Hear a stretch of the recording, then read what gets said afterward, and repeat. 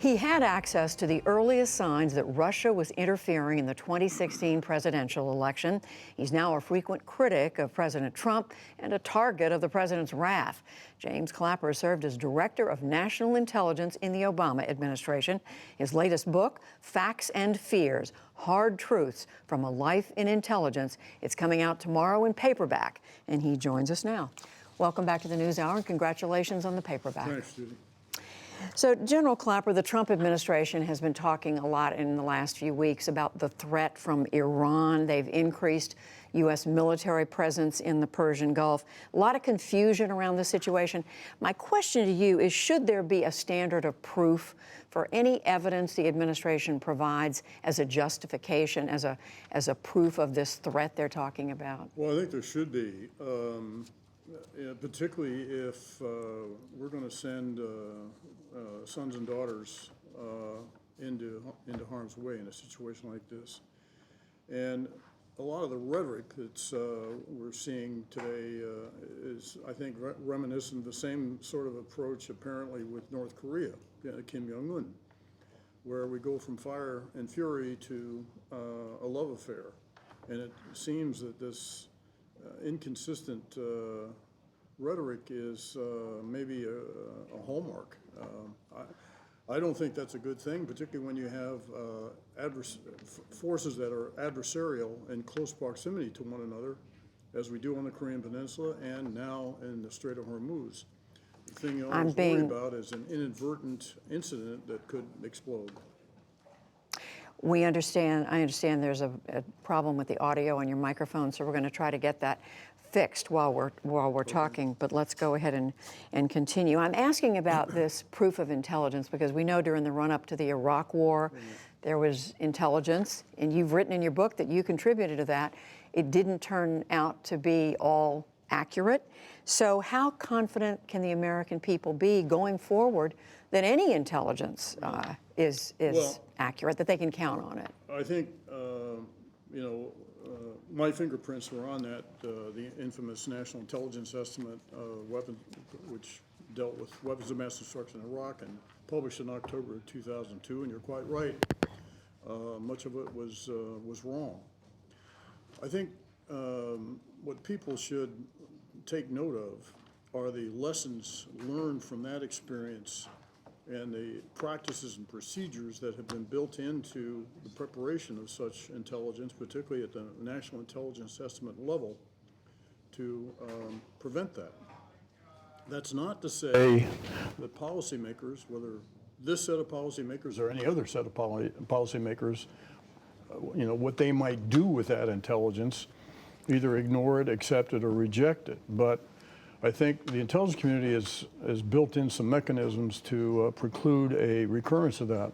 The issue will be, and this is a policy call, not an intelligence community call, is the extent to which that's shared with the American public. I mean, the information that the administration has, and to the extent it's shared.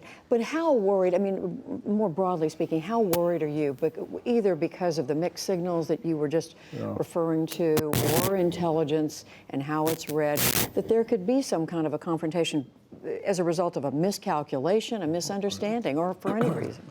Well, that's always potential, and as I indicated earlier, particularly when you have hostile military forces in close proximity, as you certainly do in the Strait of Hormuz.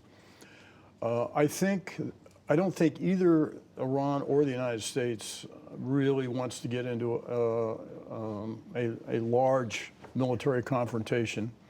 I think this would be a bad thing for both sides. So I think we're going to have perhaps more of this rhetoric, which makes you a little apprehensive. But I think both sides are going to try to do all they can to avoid a major confrontation. I do want to ask you about the Mueller report. The special counsel, Robert Mueller, as you know, concluded there was no conspiracy, no illegal cooperation between the Trump campaign and Russian officials. But you have said, and I'm quoting you, there were examples of what you call passive collusion that you found troubling. What were you referring to? Well, I think to start with, one prime example is President or candidate Trump's exhortation to the Russians on the 27th of July of 2016 where he enjoined the Russians to go find the missing 30,000 emails of Clinton emails. of Hillary Clinton, alleged missing 30,000 emails. And as we saw, as graphically portrayed in the recent Mueller report, but even earlier than that, in an earlier indictment, the Russians did exactly what he asked them to do. That very day, after hours, the GRU went and searched for those emails. As we didn't know this contemporaneously, but certainly the Trump Tower meeting in June of 16, where it appeared there was certainly a willingness to accept help from the Russians. And as the Mueller investigation report points out, that the campaign expected to benefit electorally from the support given to them by the Russians. And so here we that- have our arch adversary helping one candidate against another. Well, in connection with all that, as you know, the Attorney General now has launched his own investigation into whether what the intelligence community was doing back during the Obama administration, whether what the Department of Justice, the FBI, were doing in investigating the Trump campaign, whether that was an appropriate action that was taken. Well, what do you know about that? Was it appropriate? I think what was done was appropriate because of what the Russians were doing. And what we saw were only a smattering of what we now know were apparently dozens of encounters between Russian representatives and members of the Trump camp. And so this had obvious counterintelligence implications. So I think it's certainly appropriate for the Attorney General to look back. Are there lessons learned here? Do the procedures need to be changed? But I think what is bothersome to me is impugning the motives, because our concern was the threat posed by, and it continues to be my concern, the threat posed by the Russians. You mentioned the Trump Tower meeting. There was also a briefing at Trump Tower after President Trump had been elected that you and other intelligence officials participated in. The Barr investigation is looking at whether contents from that meeting were leaked to the press. Do you know anything about that? Were you involved in leaking? In leaking? No. There's been specific concern about the dossier, I guess, This is the former British the collection, the compendium of 17 separate memos that were compiled by former retired British intelligence officer Christopher Steele, who was, I think, regarded as a credible source by the FBI. And pretty hard to leak something that was already widely available in the media. And the dossier itself is not a classified document. So to answer your question directly, no, I didn't. And I don't know of anyone else in the intelligence community that knew about this that leaked anything to the media. Very, very quickly, one other question I want to ask you. In the Mueller report, there's a reference to your saying that you could not certify to then President-elect Trump that you knew that the dossier information was false.